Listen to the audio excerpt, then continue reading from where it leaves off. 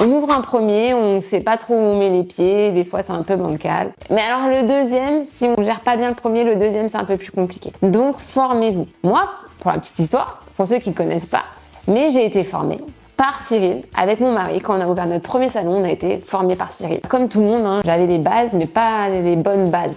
J'ai été formée par Cyril qui nous a beaucoup aidés. Donc notre salon, ça s'est passé très très bien. On décide d'ouvrir un deuxième. Et je me suis reformée. J'ai été encore en formation avec Cyril, mais pour un autre domaine cette fois. La gestion, les chiffres, tout ça, c'était bon. Mais moi, ce qui me manquait dans ce deuxième salon, c'était la formation management. Et oui, gérer des équipes. Je gérais déjà une équipe, une petite équipe. Mais quand on ouvre un deuxième salon avec encore plus de personnel, il était important pour nous de nous former en management, à la gestion d'équipe. Et quand je dis formation, c'était pas que moi et mon mari. On s'est pas formé que nous. On a formé toutes nos équipes aussi. La nouvelle équipe, dans tout ce qui était le parcours client, tout ça, on a formé. La cohésion d'équipe. Voilà. Là, je vous parle vraiment comme coiffeuse et gérante qui a moi-même un salon et un deuxième salon. Mais vraiment, formez-vous. C'est ultra important. Et souvent, on me demande, est-ce que c'est plus dur de gérer un ou deux salons? Est-ce que tu as vu une grosse différence?